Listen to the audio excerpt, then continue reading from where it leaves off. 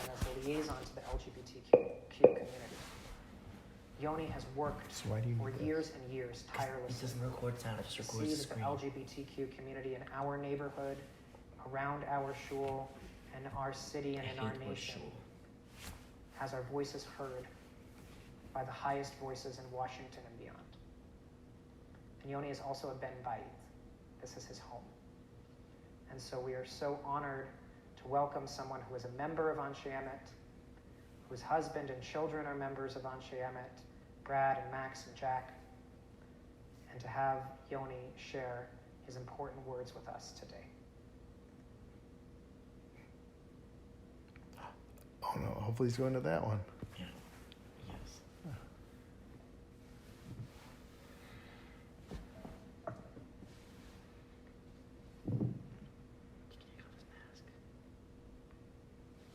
Shabbat Shalom. Thank you so much, Rabbi Sheikh and Gould. I'd also like to thank Rabbi Siegel, Rabbi Russo, Chazan Mizrahi, Chazan Burr. Thank you so much for inviting me here, as well as President Art Friedson for addressing you, obviously from socially distanced, but it is indeed an honor, and I'm thrilled to be back in this building and in the sanctuary. It's a nice beginning.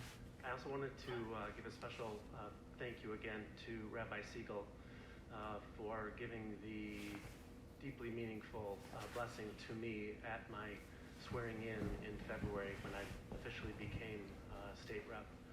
I would also like to give a shout out to now Senator Sarah Feigenholtz, my fellow congregation member, who left very big shoes to fill when I took over for her. And it's been truly a lesson for how to advocate for a community down in Springfield. So thank you to the congregation, to everyone who has invited me here. So what does pride mean to me? So as the rabbi just said, pride is a chag. It's a celebration. It's an acknowledgement of where we've been, where we've come from, where we are, and where we still need to go. I see it really as, in some ways, a call to tikkun olam, to acknowledge the good, but also see in what ways we need to make the world a better place. I am one of 5 LGBTQ members in the House in Springfield. It is my honor and privilege to serve this community from Old Town and Lincoln Park and Lakeview, where we are now, to Buena Park, Uptown. It is my honor and privilege. I'm also proud to be one of a dozen or so Jewish members of the Assembly. It's interesting to note that 3/5 of the LGBT caucus are Jewish. I actually don't know what that means, but maybe the rabbi will shed some light on that if he can think of a reason. But I would like to say that maybe being a minority of a minority makes it that we listen to our call to action to try to make the world a better place. So yes, happy Pride. June is a very special month. June is Pride Month, and a lot of historic things have happened in June, and this is why Pride is the month of June. So 51 years ago, this Sunday is widely acknowledged to be the birth of the modern LGBTQ rights movement. That night at the Stonewall Inn in Greenwich Village in New York City, there was a riot. What was the riot against? Police brutality. Who was rioting? Largely people of color, trans people, and drag queens. They rose up and they said, enough, must speak, no more. We've had enough. We will not stand to be persecuted to be ostracized and to be separated from this world. We've had enough. This is particularly meaningful to us today, isn't it? To have a community rise up against police brutality and injustice. Since the horrific murder of George Floyd on Memorial Day in Minneapolis at the hands of the Minneapolis police, we have all, as if we needed yet another reminder of the injustice and outright racism and institutionalized injustice that exists for far too many people of color and other minorities in our communities. So we are reminded of this when we celebrate Pride this month, because, as I said, it's an acknowledgement that we still have work to do with Tikkun Olam, despite the fact that we're feeling proud. Let me tell you a little bit about my journey and why Pride has meaning to me. 33 years ago, when I was a senior in Madison, Wisconsin, at UW-Madison, I realized that I could no longer hide from myself, and I needed to share my true self with my family and friends. I came out, and it was a difficult admission on my part, because there were two things that I thought I was giving up by acknowledging that I was gay. One thing is that I thought I could not have a meaningful relationship with my Jewish heritage, and the other was that I felt that I could never be a parent. Fast forward a few months later, I moved to Chicago, and fresh off the boat from Wisconsin, I met Brad Lippitz, and in addition to being a third-generation member of this synagogue, he is also now my husband. 9 years after we met, we did something sort of strange at the time. We got married. And although today it sounds almost commonplace, at the time in 1995, 25 years ago, it was unheard of. In fact, we were on the front page of the Jewish Star newspaper with this breaking story of these two guys who thought that they could get married. 5 years ago today, of all days, the Supreme Court actually ruled that same-sex couples could get legally married and needed to be recognized by their states and by the country as being legally wed. And it was our privilege and our honor to be celebrating with our two sons when this ruling came down. See, when we got married, it had no legal meaning in 1995, and a few years after our Jewish ceremony, we actually flew to Canada because that was one of the few places in the world where we could get married and have it legally recognized. And so when Illinois passed the law, and then when the Supreme Court confirmed what Illinois had already done and declared it legal, there was a lot to celebrate in my home. Just to show you how much Judaism is important in my household, in addition to my kids are now fourth generation Anshe Emet members, and they went to school here at Bernard Zell Anshe Emet Day School. Our older son Max is a combination of my sister Laura Pizer and Brad, and our younger son Jack is a combination of me and my sister-in-law Dina Pascal. Our surrogate was not Jewish, and we wanted to make sure that that issue would never be a hindrance to them in terms of them being identified as Jewish.